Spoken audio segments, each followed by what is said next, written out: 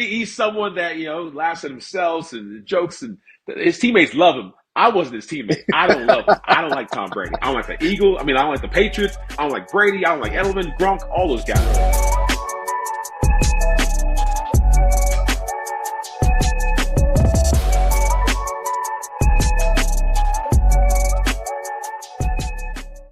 Welcome to the Shadow League Locker Room. I'm your host, Ovie Mughelli, former two-time All-Pro fullback for the Falcons and the Ravens. And I got with me my boy, the combat sports insider himself, Rhett Butler. What's up, Rhett?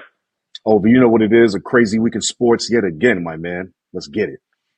Absolutely, man. There's a lot going on. We got the Super Bowl, of course. The big game finally here. We've been waiting for it all year long. The Chiefs, the Eagles, I got lots of takes we'll talk about later. Lamar Jackson, my Ravens brother, and Josh Allen, their legacies. Where do they stand? How are they going to get over that hump? The Senior Bowl, special. A lot of college players about to go to the NFL, but it starts with the Senior Bowl. I was there in 2003. I got some stories to share with you guys. And finally, the NFL Draft. Shedeur Sanders, Travis Hunter, several others, but these two guys, because of their famous coach, got a lot of eyes on them. What are they going to do? How are they going to perform in this NFL draft, man? Rhett, you ready for all this? Man, I'm more than ready, Ovie. Let's get it. Absolutely. Let's get into it. So first things up, Super Bowl. The Chiefs offense. The Eagles pass rush. I'm a guy who my whole NFL career was chips on my shoulder. Like my whole NFL career was people not thinking I was good enough. My whole NFL career, I was the third string fullback. I told the story all the time. Yes. Teams don't even have one fullback. I was the third string when I was in Baltimore. It was Alan Ricard, it was Harold Morrow, and it was Ovie Mughelli. Even though I was drafted, fourth round, Right. I was one of the for a fullback. That's pretty good. Yes. I was one of the top picks fullback. I was coming from Wake Forest as the number one fullback by USA Today going into the draft. So I was feeling myself. And then when I got to Baltimore, they was just, looking at me like I was a waste of space. What? They were looking at me like I had no chance to make it. Granted, they had the number one defense in the NFL. So all those defensive monsters, the Peter Boulwares, the Bart Scotts, the Ed Hartwells, the Delius Thomas, the Ray Lewis, like those guys were all monsters. Legends.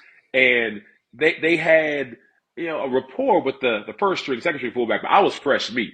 So they were trying to knock me around anywhere. Oh, my But God. the moral of the story is I grew chips so big on my shoulder that it made me fight through injury, fight through pain. I was going to do whatever it took to win.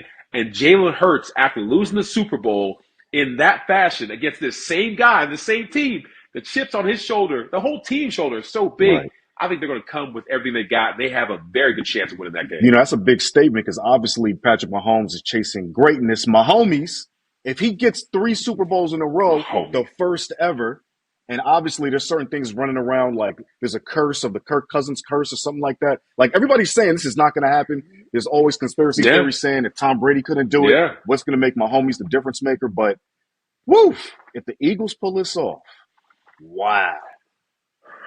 Here's the funny thing. Like, I actually want Patrick to do it because I played against Tom Brady.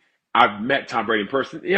I saw the roast of Tom Brady. He seems like a really nice guy. And he's someone that, laughs at himself and jokes, and his teammates love him. I wasn't his teammate. I don't love him. I don't like Tom Brady. I don't like the Eagles. I don't like the Patriots. I don't like Brady. I don't like Edelman, Gronk, all those guys. Right. They can, go somewhere. But what I do want is my man Patrick Mahomes to beat Tom Brady's record. I cannot go throughout my old age and have Tom Brady be the GOAT of GOATs. He's the GOAT. Right. But I love Patrick to chase that. I feel like if anyone could do it, he could do it. So if he's close, let's just go for it. Let's go all in. So I'm rooting for Pat to do it. But at the same time, I want boy Jalen Hurts to get that monkey off his back and share the love. Like, wow, we got 2 black quarterbacks. Right. So I get a Super Bowl, you get a Super Bowl. I get a Super Bowl, you get a Super Bowl. That's how it would work if there are participation trophies. But since it's about the best team winning, I think the Chiefs got it. Ovie, normally my thoughts. Ovie, normally I'm gonna roll with you, man. You are the expert. You played this game, but on this one, you are alone, sir.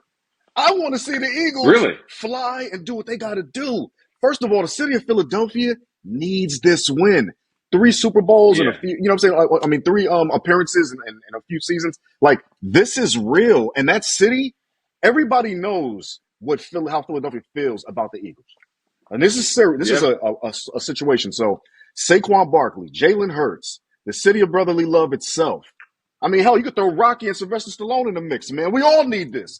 Can we get a cheesesteak with the Lombardi? I mean, come on, baby. Oh man, yeah, yeah. I hear what you're going, and here's a great thing. Whoever wins, I'm gonna be happy because I got reasons to be Absolutely. happy for either team. Now I got a slight edge to Patrick Mahomes getting Tom Brady's record out of there, but Right. I'll be happy either way. But staying with greatness, let's go to my boy Lamar Jackson. He is full of greatness, and Woo. he is a guy who he's going to do it. They talk about Peyton Manning and how many years it took Peyton Manning to actually get to the Super Bowl and to win one. It's lockstep in with Lamar Jackson. Okay. So Lamar, don't feel bad. It ain't gonna mean nothing me telling him this because I know Lamar Jackson watches That's this right. podcast. That's It's a right. very illustrious podcast. But it's gonna take him actually getting that Super Bowl for him to find peace Yes. and for him to be able to shut up the haters, for him to be able to quiet all the doubters because they're there, they're loud. Here, fun fact, man.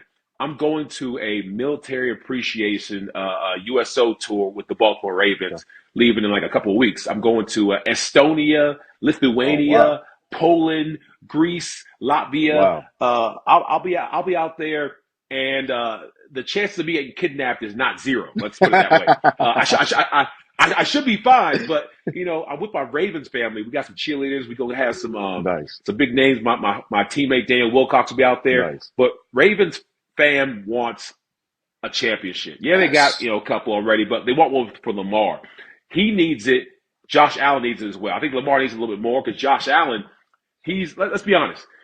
The scrutiny isn't quite as much for Josh That's right. Allen, even though he has not won, just like Lamar Jackson has not won. But for whatever reason, I think it's because Lamar has the MVPs, Yes. and because Lamar is so great, they try to cut him down a couple notches, saying you ain't that great, you ain't got a Super Bowl. But Josh Exactly. Allen's right in that bucket. The Bills so close. Josh Allen is so good. Right. Such a talented quarterback. That's a big white boy running That's that a big ball. white boy. When he gets moving, Yeah. he is somebody that can lay out a couple of DBs. And so I Right. love the way he plays the game. But Lamar, Josh means nothing Yeah, until you win that big Josh is game. like baby Ben Roethlisberger in terms of size, right? Yeah, he is. You know what I'm saying? Yeah, he is. But obviously, Absolutely. the Buffalo Bills kingdom, they love what he's bringing to the city. You know what I mean? Like he's awesome in that way. But the pundits have already chosen Josh Allen, and that's the thing. In the face of Lamar There you Jackson's go. greatness, we all The know crown. they put the crown on Josh Allen, but he's a king with no kingdom. He has no chip. Yeah. So the whole thing is Lamar always is going to be fighting against the fact that they've already chosen Josh Allen, but Lamar has the stats.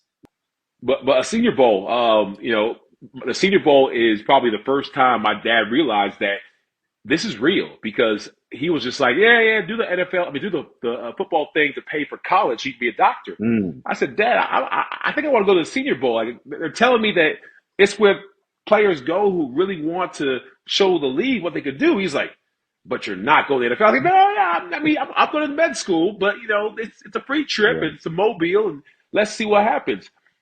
When I went there, it became real because I played college football because I was getting paid to go to school and because I hated losing and I was very competitive. When I went to the Senior Bowl, and it wasn't just ACC teams, but it was like Matt Wilhelm from Ohio State. I remember him distinctly, and it was guys from Alabama, and it was guys from SEC schools, and like we the ACC, like we second, third class citizen. The SEC is in town. Oh crap! Am I good enough to play against these guys? Am I really going to make this run for the NFL? And the Senior Bowl is when I was confident that I was more than good enough. Because it was almost like you close your eyes, you put your head down, you run real fast, you do things, and you peek your eyes open like, did I do it? Am I okay? And every single time, for the pass blocking drills to, doing the routes and catching, and I was like, yo, I'm pretty good at this.